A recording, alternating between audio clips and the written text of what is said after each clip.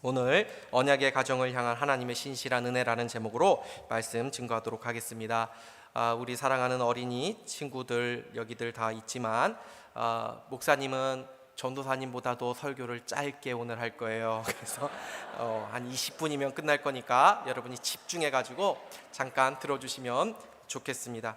오늘 우리가 전 세대 예배로 드립니다. 전 세대 예배가 혹시 이렇게 불편함을 느끼시는 분들이 계실 수도 있어요. 우리 자녀가 옆에 있어가지고 내가 예배에 집중하지 못하는 부분이 혹시 느껴질 수도 있습니다. 그러나 온 가족이 함께 예배를 드리는 가치는 그런 어려움보다도 훨씬 더 귀하고 큰 줄을 믿습니다. 오늘 본문 말씀을 통해서 두 가지 의미만 살펴보려고 합니다. 그 첫 번째는 바로 아버지의 축복을 통해서 언약이 이루어져 간다는 것이고, 두 번째는 믿음의 가정을 향한 하나님의 신실한 은혜에 관한 말씀입니다. 오늘 본문을 보면은 이삭이 등장하고 야곱이 등장하고 또 요셉이 등장하는데 믿음의 계보입니다. 이 계보가 이어져 가는 중요한 순간이 있는데 바로 부모가 자녀를 축복하는 그 장면입니다. 그래서 20절과 21절을 보시면 축복하였다라는 이 말이 두 번 반복되어 나오는 것을 보게 되죠. 이것은 아버지가 자녀를 축복하는 그 순간이 하나님 앞에서 굉장히 중요하고 가치 있는 의미를 가진다는 것을 말해주는 것입니다. 하나님의 신실한 약속이 믿음의 가정과 후손들로 이어져 가는 데 있어서 중요한 역할을 하는 분들이 누구냐면 바로 우리 부모님이라는 것입니다. 하나님께서 아버지가 자녀를 기쁜 마음으로 축복하도록 하신 것은 바로 하나님이 우리 자녀들을 축복하기를 원하시기 때문입니다. 그래서 그 축복의 효력이 아버지에게 달린 것이 아니라 복의 근원 되신 하나님께 있기 때문에 복은 부모가 주는 것이 아니고 하나님이 주시는 것이지만 하나님께서 그 복을 부모를 통해서 전하시기를 원하신다는 것입니다.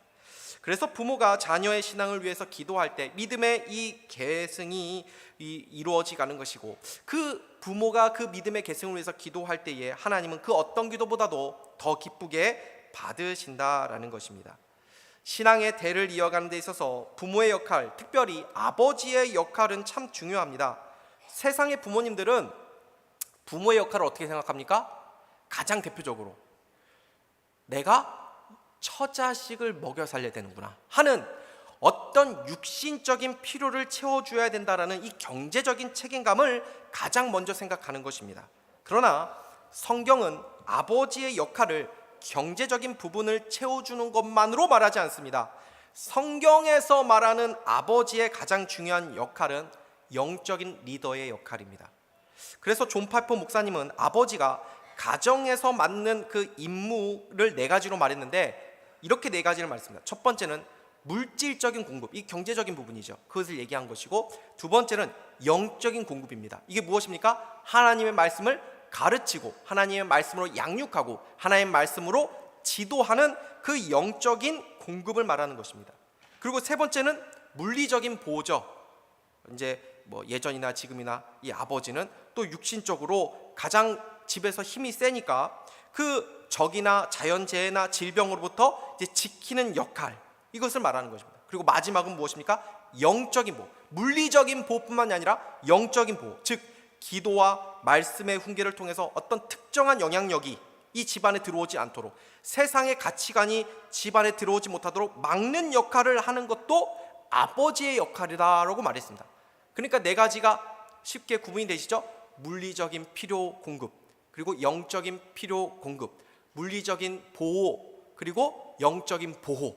이렇게 세상은 물질적인 것만 생각하는데 성경에서 믿는 가정의 아버지는 물질적인 것뿐만이 아니고 영적인 것을 이끌어가고 공급해주는 것까지도 말씀하고 있다는 것을 우리는 기억해야 된다는 것입니다. 그래서 오늘 본문이 이것을 보여주는 것입니다. 아버지가 영적인 권위, 영적인 복의 통로라는 것입니다. 하나님은 우리에게 복을 주고 싶어 하시는 분이심을 믿으시기를 바랍니다. 그런데 그 복이 어떻게 우리에게 임합니까? 하나님께서 세우신 그 가정의 어른, 그 권위자들 통해서 하나님은 우리에게 주시기를 원하신다는 것입니다. 그래서 성경은 자녀에게 부모에게 순종하라라고 말씀하는 것입니다. 부모는 하나님이 세운 영적인 권위자이기 때문입니다. 우리 자녀들은 부모님을 공경하고 부모님의 권위를 인정하시기를 바랍니다. 그리고 우리 부모님들은 자녀들을 축복하고 이 영적인 역할을 잘 감당하시기를 바랍니다. 죽음 직전까지도 믿음의 조상들이 이 후손들을 축복했던 것처럼 우리 부모님들, 우리 어르신들은 이 땅을 살아가는 동안 마지막까지 해야 될 일들은 우리 자녀들, 우리 손주들, 우리 후손들을 부지런히 축복 기도하는 씨앗을 뿌려야 하는 것입니다. 저희 가정도 아이들을 축복합니다. 새 자녀를 축복합니다. 자기 전에 함께 기도하고 일어나서도 아이들을 축복합니다. 아이들이 그 기도를 듣습니다. 그리고 아멘으로 화답을 합니다. 손주들을 두신 우리 할머니, 할아버지들 많이 계시죠? 자주 만나지는 못할 수 있어도 만날 때마다 자녀들을 앉혀놓고 그 손주들 앉혀놓고 손을 머리 위에 대시고 기도해 주는 것입니다. 그러면 그것이 하나님이 그 기도를 통해서 축복의 열매가 맺혀지는 놀라운 그 씨앗이 되는 줄을 믿으시기를 바랍니다. 두 번째로 언약의 가정을 향한 하나님의 신실한 은혜입니다. 오늘 본문은 짧은 문장이지만 이삭, 야곱, 요셉 그리고 그 가정의 이야기가 창세기에는 매우 자세히 나와 있습니다. 아브라함, 이삭, 야곱, 요셉 이 사람들은 우리에게는 믿음의 조상들입니다. 믿음의 뿌리입니다. 그런데 놀랍게도 이 가정들이 온전한 가정이 아니었습니다. 얼마나 많은 문제와 갈등과 상처와 고통이 그 안에 있었는지를 모릅니다. 아버지 이삭을 한번 보세요. 우리 자녀들 부모에게 가장 상처받을 때가 언제예요? 우리 자녀들 부모에게 가장 상처받을 때가 언제입니까? 만약에 부모님이 형제들이 있는데 첫째만 사랑하고 둘째는 사랑하지 않으면 굉장히 상처를 받겠죠. 그런데 이삭이라는 이 사람이 정말 노골적으로 두 아들을 편애했습니다. 한쪽만 좋아했습니다. 이삭은 누구를 좋아했냐면 형 에서만을 좋아했습니다. 그리고 어머니는 리브가라는 분이었는데 이 어머니는 누구만을 좋아했냐면 둘째 야곱만을 이뻐했습니다. 한 가정인데 이 네 명이 서로 사이좋게 지낸 것이 아니라 아버지와 첫째가 한편, 어머니와 둘째가 한편 이렇게 나누어져 있었다라는 것입니다. 이것이 믿음의 조상 이삭의 가정의 모습이었습니다. 결국 큰 일이 일어나게 됩니다. 큰 사단이 벌어지게 됩니다.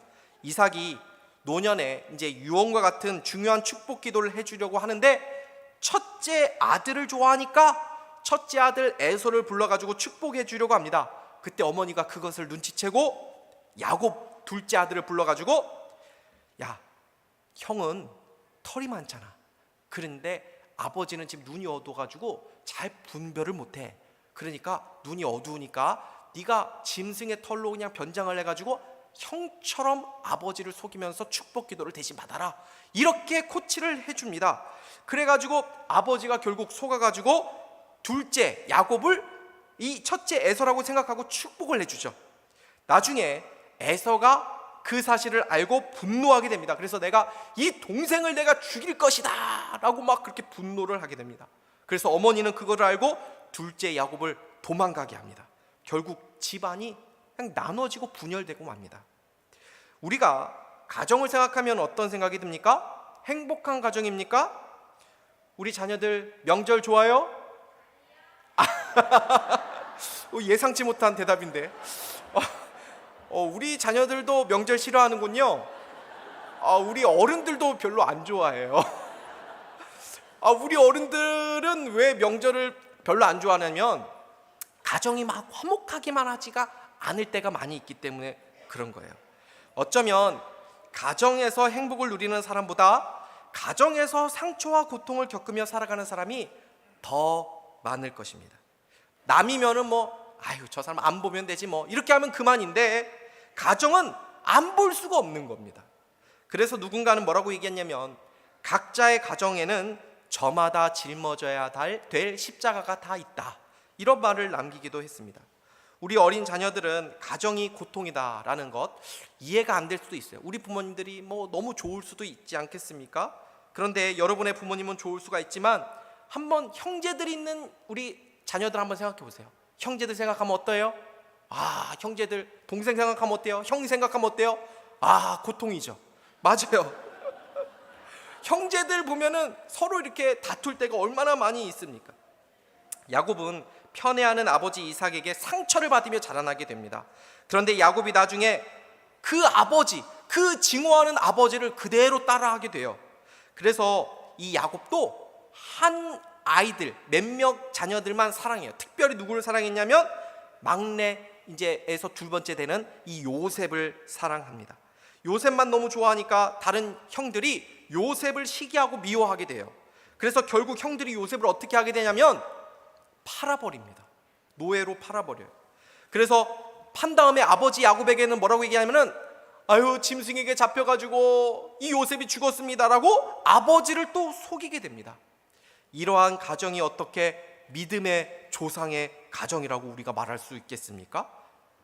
제가 어린 자녀들도 이제 여기 있으니까 더 구체적으로 이제 말을 하지는 않겠지만 이 믿음의 조상들의 가정을 보면은 더 치욕적이고 더 부끄러운 일들도 성경에 일어나는 것을 아주 자세하게 보여주고 있습니다. 그런데 놀라운 사실이 무엇입니까? 그런 가정 가운데서도 하나님이 함께 하셨고 하나님이 도와주셨고 하나님의 거룩한 뜻을 이루어 가셨다는 것입니다. 우리는 이것을 믿어야 합니다. 만약 완전한 가정을 통해서만, 행복한 가정을 통해서만 하나님이 그 뜻을 이루어 가신다면 여기서 저를 비롯해서 이 중에 누구도 쓰임받는 가정이 있을 수가 없게 될 것입니다. 그런데 성경은 우리의 가정이 어떤지, 우리가 어떤 사람인가 하는 것이 먼저가 아니라 하나님의 은혜가 먼저라고 말합니다. 이삭과 야곱과 요셉과 그의 가정이 의롭고 자격이 있어서 하나님이 믿음의 가문으로 세우신 것이 아니라 하나님의 은혜와 선택이 먼저 있었기 때문에 그들의 부족과 그들의 형편없음에도 불구하고 하나님이 그들을 떠나지 않으시고 그들을 향한 하나님의 계획을 이루어 가셨다는 것입니다. 이것이 중요합니다.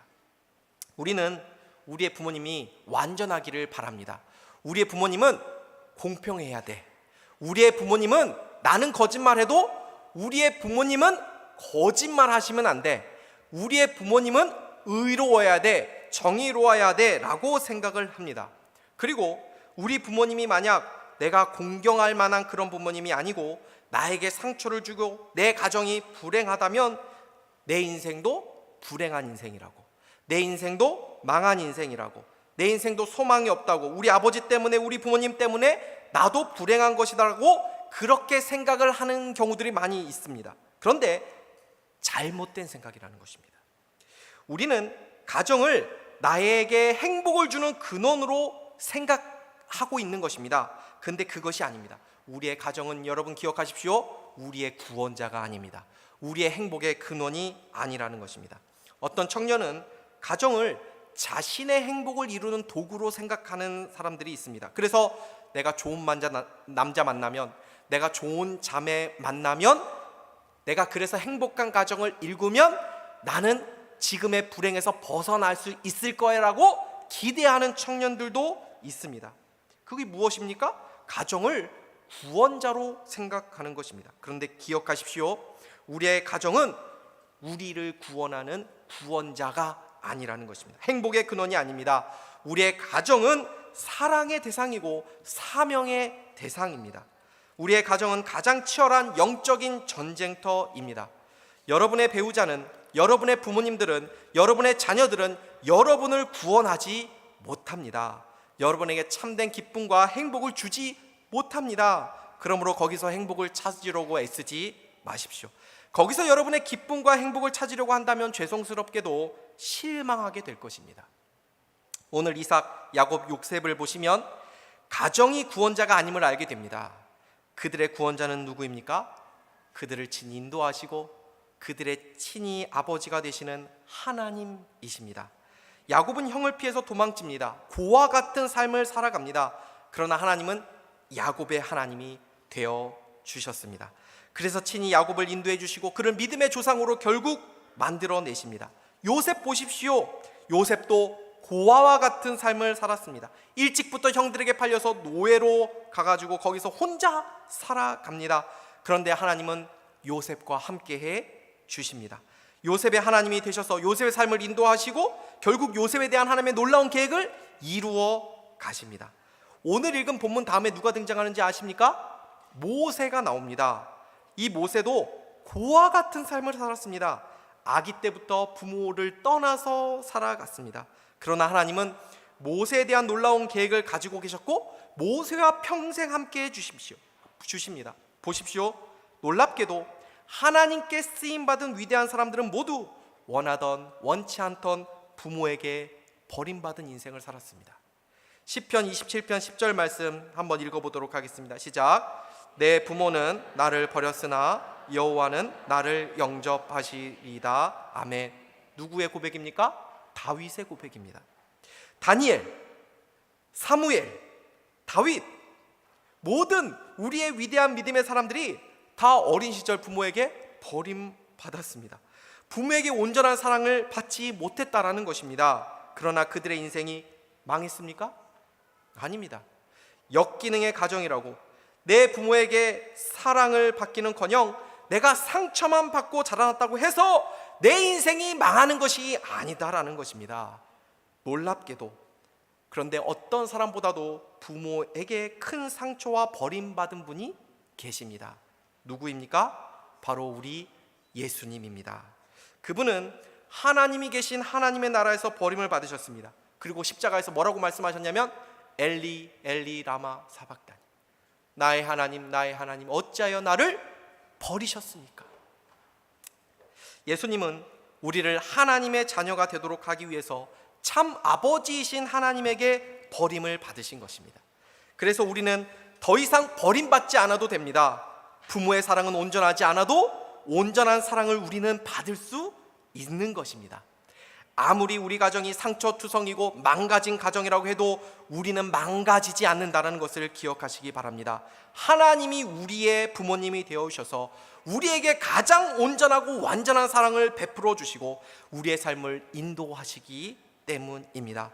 우리 부모님들도 이것을 기억하시며 위로받을 수 있기를 바랍니다. 부모는 아무리 최선을 다해서 사랑을 준다고 해도 늘 미안한 마음이 있는 것입니다. 우리 모두 부모로서 부족함을 느끼며 살아가지 않습니까? 나 때문에 이 아이가 이런 아픔과 한계를 가지고 있는 것 아닌가 하는 생각이 들 때가 있습니다. 여력이 부족해서 내 자녀를 제대로 밀어주지 못한 것 아닌가 하는 미안한 부모의 마음이 있을 수도 있고, 부부의 갈등 때문에 우리 자녀들 올곧이 자라지 못한 것 아닌가, 나의 상처와 나의 못난 성품이 우리 자녀들이 닮아간 것은 아닌가 하는 괴로움이 있을 수도 있습니다. 시간적으로 우리 자녀와 내가 함께 해주지 못했다라는 그 미안한 마음을 가지는 분들도 계실 것입니다. 그런데 성경이 우리에게 위로를 주는 것은 이러한 우리의 한계와 연약함을 뛰어넘는 하나님의 은혜가 우리 가정 가운데 흐르고 있다는 것을 말씀하는 것입니다.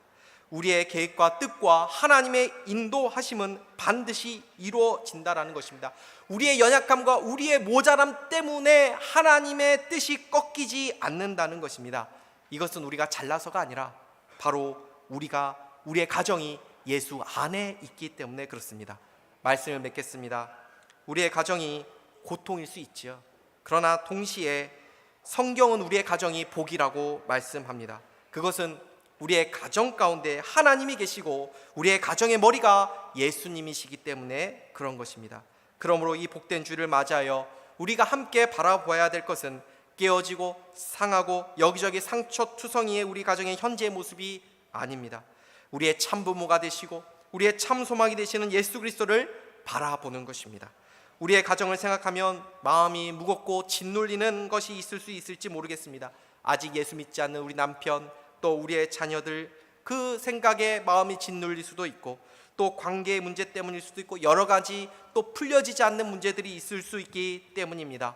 그러나 깨진 조각들이 모여서 멋진 그 스테인글라스의 작품이 완성되어 가듯 주님은 우리의 가정을 능히 멋진 작품으로 만들어내실 수 있는 분임을 믿으실 수 있기를 바랍니다. 이 하나님을 바라보면서 소망으로 우리에게 주어진 사명을 감당하며 하나님의 은혜를 기대하는 저와 여러분 다 될 수 있기를 주님의 이름으로 축복합니다. 기도하겠습니다. 하나님 아버지, 우리에게 부모님 주신 것 감사합니다. 우리에게 가정을 주신 것 감사합니다. 그리고 예수님 보내주셔서 온전한 사랑을 우리가 알게 하여 주시고 누리게 하여 주신 것을 감사합니다. 때로 우리의 가정이 우리에게 아픔을 주기도 하지만 우리의 가정을 통해서 우리는 사랑하는 법을 배우게 되고 용서하는 법을 배우게 되고 하나님의 은혜를 의지하는 법을 또 배우게 됩니다. 우리의 가정 형편이 어떠하던 중요한 것은 하나님의 은혜가 우리와 우리의 가정 가운데 있다는 것, 이것을 우리가 믿게 하여 주시고 이 믿음으로 승리하는 저희 모두가 되게 하여 주시옵소서. 예수님 이름으로 기도하옵나이다. 아멘.